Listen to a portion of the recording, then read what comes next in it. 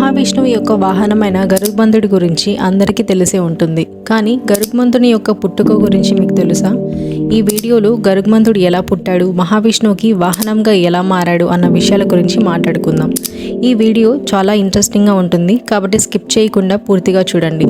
అలానే ఈ వీడియో నచ్చినట్టయితే లైక్ చేసి ఈ ఛానల్ని సబ్స్క్రైబ్ చేసుకోండి. ఇక స్టోరీలోకి వెళ్తే, పూర్వం కశ్యపుడు అనే ప్రజాపతి ఉండేవాడు. అతనికి అనేక మంది భార్యలు ఉన్నారు. అయితే వాళ్ళలో ఇద్దరు వినత మరియు కద్రువ. వీళ్ళిద్దరూ దక్ష ప్రజాపతి కుమార్తెలు.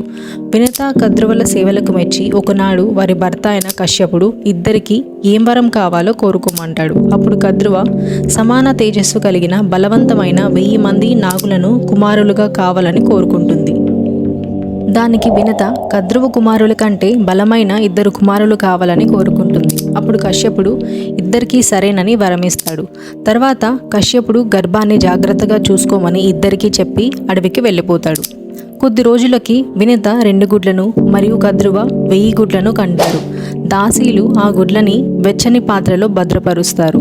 కొన్ని రోజులకి కద్రువ యొక్క గుడ్ల నుండి 1000 మంది సర్పాలు బయటికి వస్తారు. కానీ వినత 2 అండాలు మాత్రం అలానే ఉన్నాయి. దాంతో వినత తొందరపాటుతో తన 2 అండాలలో ఒకదాన్ని పగలగొడుతుంది.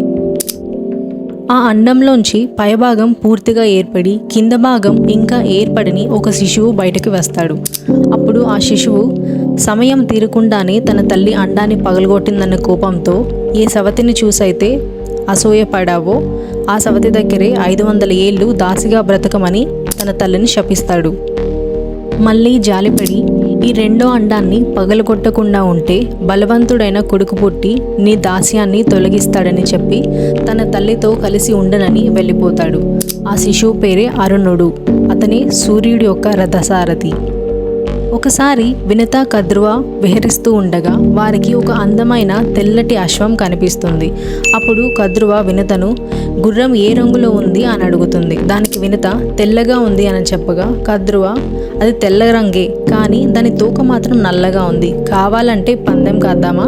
నువ్వు గెలిస్తే నేను నీకు దాసి అవుతాను, నేను గెలిస్తే నువ్వు నాకు దాసి కావాలి అని చెప్తుంది. దానికి వినత సరే అని ఒప్పుకుంటుంది. ఇద్దరు తర్వాత రోజు వచ్చి అశ్వాన్ని పరిశీలిద్దామని అక్కడి నుండి వెళ్ళిపోతారు.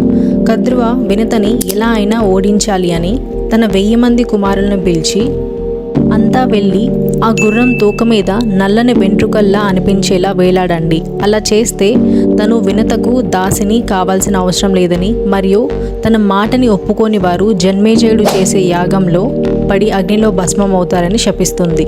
తల్లి మాటల ప్రకారంగానే కద్రువ కుమారులు అశ్వం తోకకి చుట్టుకుంటాయి. దీంతో వినత కద్రువ దాసిలా మారుతుంది. తర్వాత కొన్ని సంవత్సరాలకి వినత యొక్క 2వ గుడ్డు పగిలి అందులో నుండి అమిత తేజస్సు, బలం మరియు వేగం కలిగిన ఒక కుమారుడు బయటికి వస్తాడు. అతని గరుత్మంతుడు. కానీ సవతి తల్లి అయిన కద్రువ వినతతో పాటు గరుత్మంతుడిని కూడా దాసిలానే చూసేది. ఎంత బలవంతుడైనా కద్రువ చెప్పింది కాదనకుండా చేసేవాడు గరుత్మంతుడు. ఒకనాడు వినత గరుత్మంతునితో తను దాసి ఎలా అయిందో మొత్తం చెప్పి నన్ను దాస్యం నుండి ఎలా విడిపిస్తావో నీ చేతుల్లోనే ఉంది అని చెప్తుంది. అప్పుడు గరుత్మంతుడు కద్రువ దగ్గరికి వెళ్ళి ఏం చేస్తే తన తల్లికి దాస్య విముక్తి కలుగుతుంది, మీరు ఏం అడిగినా చేస్తా అనగా కద్రువ అయితే వెళ్ళి అమృతం తీసుకొస్తే నీకు నీ తల్లికి శాశ్వత దాసి విమోచనం కలిగిస్తాను అని చెప్తుంది. దాంతో గరుత్మంతుడు సరేనని వెళ్ళడానికి బయలుదేరతాడు. వెళ్లే ముందు తన తల్లి దగ్గర ఆశీర్వాదం తీసుకుని నేను అమృతం తీసుకుని రావడానికి ఎన్ని రోజులు పడుతుందో తెలీదు, ఈ మధ్యలో నేను ఏం తిని బ్రతకాలి అని తన తల్లిని అడగ్గా వినత నిషాదులను తిని బ్రతుకు అని చెప్తుంది. నిషాదులు పూర్వం భూమి మీద ఉన్న అమాయకపు ప్రజలను హింసిస్తుండేవారు. వారిని తినడం వల్ల నీ ఆకలి తీరుతుంది మరియు ప్రజలకు విముక్తి కూడా కలుగుతుంది. కానీ పొరపాటును కూడా బ్రాహ్మణుడు ఉంటే మాత్రం తినకు, విడిచిపెట్టమని చెప్తుంది. అప్పుడు గరుత్మంతుడు నిషాదులలో బ్రాహ్మణుడు ఎవరో ఎలా తెలుస్తుంది అని తన తల్లిని అడగ్గా ఎవరైతే గొంతులో ముళ్ళులా గుచ్చుకొని కిందికి వెళ్లకుండా ఇరుక్కుంటారో అతను బ్రాహ్మణుడు అయ్యుంటాడు, అతనిని మింగకుండా బయటికి వదిలేయి అని చెప్తుంది. సరేనని అమృతం తీసుకోవడానికి బయలుదేరతాడు గరుత్మంతుడు. అయితే ఇంద్రలోకంలో ఇంద్రుడు అమృతానికి గట్టి కాపలా పెట్టి ఉంటాడు. ఎవ్వరూ అమృతాన్ని దొంగలించకుండా, చెడ్డవారికి అమృతం అండకుండా ఇంద్రలోకంలో భద్రపరిచి ఉంటారు. గరుగ్మంతుడు తీరా ఇంద్రలోకానికి చేరుకుంటాడు.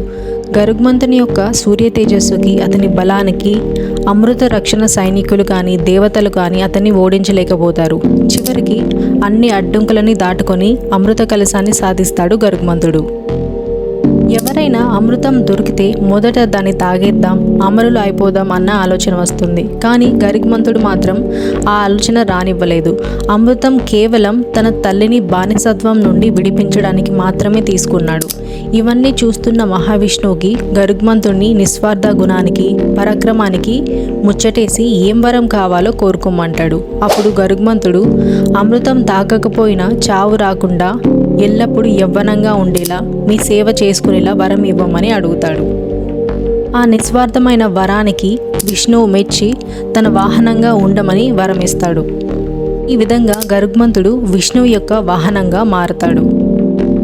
తర్వాత గరుగ్మంతుడు అమృతం తీసుకొని భూలోకానికి వెళుతుండగా మధ్యలో ఇంద్రుడు ఎదురయ్యి గరుగ్మంతునితో, ఈ అమృతాన్ని చెడ్డవారి చేతిలో పడకుండా కాపాడుతున్నాము, కానీ నువ్వు ఒక సాటి మనిషిని దాసిగా చేసుకున్న కద్రువకు తన పిల్లలకి ఈ అమృతం ఇస్తే ఎంతటి దారుణాలు జరుగుతాయో ఆలోచించు అని చెప్పగా గరుగ్మంతుడు ఇంద్రుని మాటలు ఆలోచించి, ఈ అమృత కలశం కద్రువకి ఇవ్వడంతో నా బాధ్యత తీరిపోతుంది.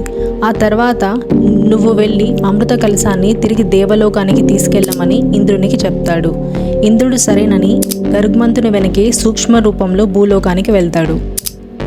గరుగ్మంతుడు అమృతాన్ని కద్రువకు అప్పగించి, ఇక నేను నా తల్లి దాసులు కాదని అక్కడి నుండి తన తల్లిని తీసుకొని వెళ్ళిపోతాడు. కద్రువ తన పిల్లలు స్నానం చేసి వచ్చి అమృతం తాగుదామని నదికి వెళ్ళి వచ్చేసరికి ఇంద్రుడు అమృతాన్ని తీసుకొని ఇంద్రలోకానికి వెళ్ళిపోతాడు.